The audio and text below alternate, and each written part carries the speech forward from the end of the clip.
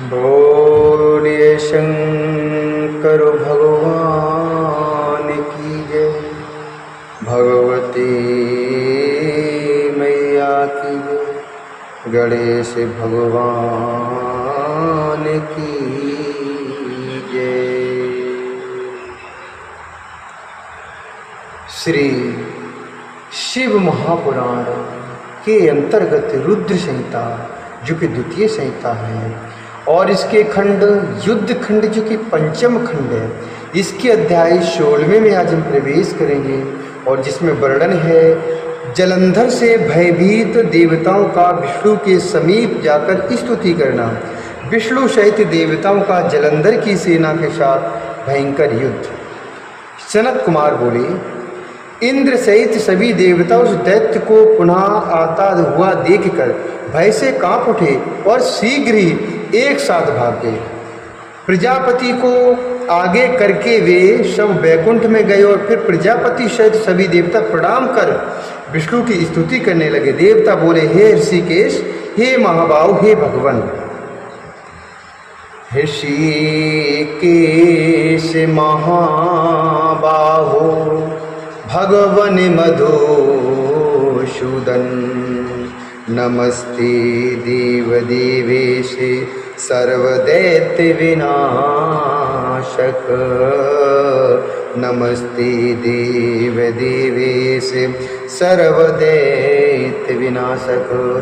मत्स्य रूपाय ते विष्णु वेदानि तवे ते नमः। मत्स्य रूपाय ते विष्णु वेदानि तवते नमः। सत्यव्रते निषद्राज्ञा प्रलयाविधे विहारिणे।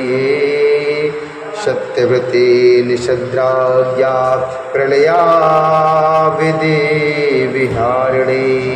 देवता बोले, हे ऋषिकेश, हे महाबाहु, हे भगवान, हे मधुसूदन, हे देव देवेश, हे सर्वदैत्य विनाशक, आपको नमस्कार है। मत्स्य रूप धारण कर सत्यव्रत राजा के साथ प्रलयाविद्ध में विहार करने वाले तथा वेदों को लाने वाले मत्स्य रूप हे विष्णु, आपको नमस्कार है। समुद्र मंथन के लिए देवताओं के महान उद्योग करते समय मंदराचल पर्वत को धारण करने वाले कच्छप रूप, आपको नमस्कार है। मनुष्यों को आश्रय देने वाली इस वसुंधरा को दाढ़ पर धारण करने वाले यज्ञ वाराह स्वरूप हे भगवान, आपको नमस्कार है। विप्र रूप से दैत्येंद्र बलि को छलने वाले उपेंद्र नामक वामन रूपधारी हे विष्णु, हे विभो, आपको नमस्कार है। क्षत्रियों के छत्र का अंत करने वाले, क्षत्रियों के छत्र का अंत करने वाले, माता का हित करने वाले, कुपित होने वाले तथा दुष्ट जनों का विनाश करने वाले और परशुराम के रूप से अवतार धारण करने वाले, आपको नमस्कार है। लोक को प्रसन्न करने वाले मर्यादा पुरुष तथा शीघ्र रावण का वध करने वाले और सीतापति राम के रूप में अवतार ग्रहण करने वाले, आपको नमस्कार है। गूढ़ ज्ञान वाले, राधा के साथ विहार करने वाले तथा विविध लीला करने वाले कृष्ण रूपधारी आप परमात्मा को नमस्कार है। गुप्त शरीर धारण करने वाले, योग के आचार तथा वेद विरुद्ध जैन रूप एवं बौद्ध रूप को धारण करने वाले आप लक्ष्मीपति को नमस्कार है। सद्धर्म की स्थापना के लिए मिलेच्छों का विनाश करने वाले, अनंत शक्ति से संपन्न तथा कल की रूप धारण करने वाले, आपको नमस्कार है। हे प्रभु, देवभूति के लिए कपिल रूप धारण कर सांख्य योग का उपदेश करने वाले आप महात्मा सांख्याचार्य को नमस्कार है। परमहंस रूप से आत्ममुक्ति परक परम ज्ञान का उपदेश, परमहंस रूप से आत्ममुक्ति परक परम ज्ञान का उपदेश करने वाले ज्ञान रूप विधाता, आपको नमस्कार है। समस्त लोगों के हित के लिए पुराणों की रचना करने वाले तथा वेदों का विभाग करने वाले वेद व्यास रूपधारी, आपको नमस्कार। इस प्रकार मत्स्य आदि रूपों से भक्तों के कार्य के लिए तत्पर रहने वाले तथा सृष्टि पालन एवं प्रलय करने वाले ब्रह्म रूप हे प्रभु, आपको नमस्कार है। अपने दासों के दुखों को दूर करने वाले, सुखद शुभ स्वरूप गरुड़ पर सवारी करने वाले पीताम्बरधारी आप विष्णु को नमस्कार है। सभी क्रियाओं के एकमात्र कर्ता तथा शरणागत की रक्षा तथा शरणागत रक्षक आपको बार बार नमस्कार है। दैत्यों के द्वारा संतप्त देवताओं के दुख का नाश करने वाले हे वज्र स्वरूप शेष रूपी शैया पर शयन करने वाले तथा सूर्य चंद्र नेत्र वाले आपको नमस्कार है। हे कृपा सागर, हे रमानाथ, हे शरणागतों की रक्षा कीजिए, हम शरणागतों की रक्षा कीजिए। जलंधर ने सभी देवताओं को स्वर्ग से निकाल दिया है। उसने सूर्य चंद्रमा तथा अग्नि को उनके स्थान से हटा दिया है तथा पाताल से नागराज को और धर्मराज को भी निकाल दिया है। वे देवता मनुष्यों के समान भटक रहे हैं, इससे वे शोभित नहीं हो रहे हैं, इसलिए हम आपकी शरण में आए हुए हैं। आप उसके वध का उपाय सोचिए। शरत कुमार बोले। तब करुणा सिंधु मधुसूदन देवताओं का यह दीन वचन सुनकर मेघ के समान गंभीर वाणी में कहने लगे। भगवान विष्णु बोले, हे देवताओं, भयं त्यजते हे देवा गमिष्यामिह माहवम्। भयं त्यजते हे देवा गमिष्यामिह माहवम्। जलंधरेण दैत्येन करिष्यामि पराक्रमम्। जलंधरेण दैत्येन करिष्यामि पराक्रमम्। इत्युक्त्वा सशोत्थाय दैत्यारिः खिन्नमानसः आरोद गरुडं वेगात् कृपया भक्तवत्सलः। आरोहद गरुडं वेगात् कृपया भक्तिवत्सलः। विष्णु जी बोले, हे देवताओं, आप लोग भय का त्याग कीजिए। मैं स्वयं युद्ध में जाऊंगा और दैत्य जलंधर से युद्ध करूंगा। इस प्रकार कहकर दुखी मन वाले भक्त वत्सल दैत्यार्य विष्णु अनुग्रह पूर्वक सहसा उठकर गरुड़ पर वेग से सवार हो गए। उस समय देवताओं के साथ जाते हुए अपने पति श्री विष्णु को देखकर नेत्रों में जल भरकर हाथ जोड़कर समुद्र पुत्री लक्ष्मी जी ने यह वचन कहा। लक्ष्मी जी बोली, हे नाथ, यदि मैं आपकी प्रिया और सदा आपकी भक्त हूँ, यदि मैं आपकी प्रिया और सदा आपकी भक्त हूँ, अहं ते वल्लभानाथ भक्ता यदि चा सर्वदा तत् कथम ते मम भ्राता युद्धे वध्या कृपानिधे। युद्धे वध्या कृपानिधि। लक्ष्मी जी बोली, हे नाथ, यदि मैं आपकी प्रिया और सदा आपकी भक्त हूँ तो हे कृपानाथ, आप मेरे भाई का वध युद्ध में कैसे कर सकते हैं। विष्णु जी बोले, मैं उस जलंधर के साथ अपना पराक्रम करूंगा। देवों ने मेरी स्तुति की है।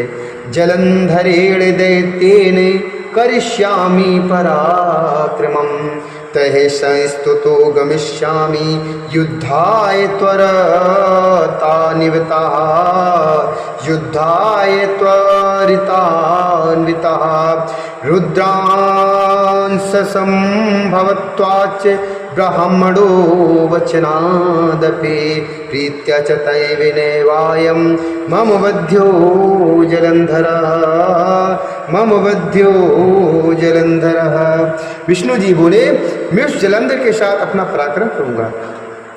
देवों ने मेरी स्तुति की है, अतः मैं शीघ्र ही युद्ध के लिए जाऊंगा, किंतु रुद्रांश से उसके उत्पन्न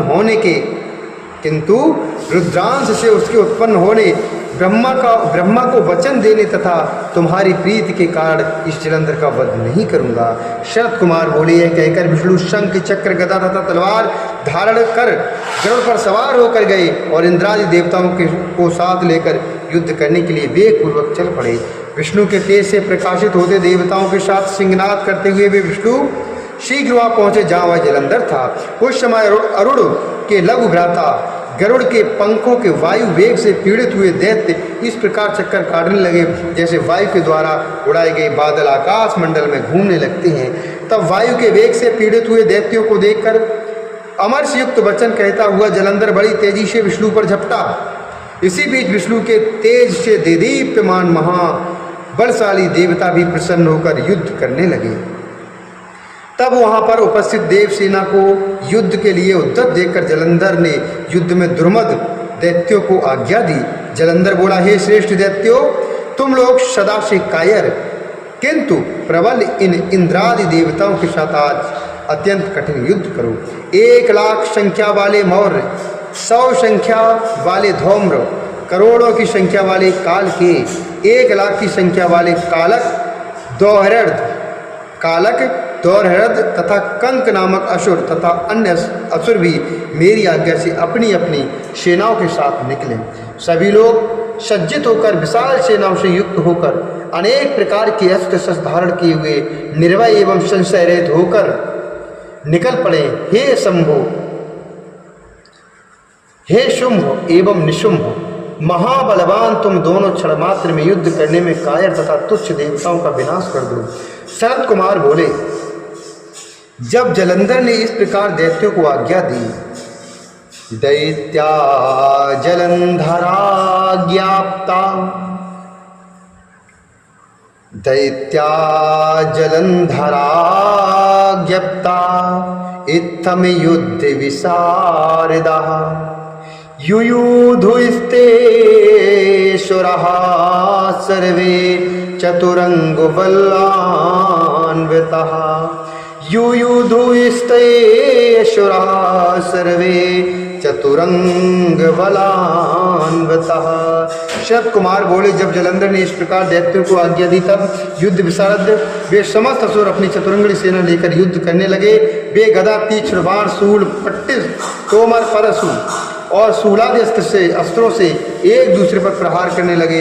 विष्णु के बल से युक्त वे महाबलवान देवगण सेनाओं को साथ लेकर अनेक प्रकार के श्रेष्ठ आयुधों से प्रहार करने लगे। वे सिंह के समान गर्जन करते हुए तथा बाणों को छोड़ते हुए युद्ध कर रहे थे।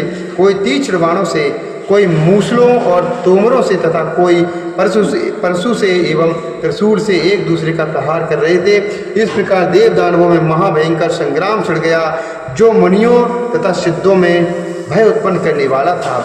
इति श्री शिव महापुराणे द्वितीयाम रुद्रसेतायाम पंचमे युद्ध खंडे जलंधर वधोपाख्याने देव युद्ध वर्णनम नाम षोडशोऽध्याय।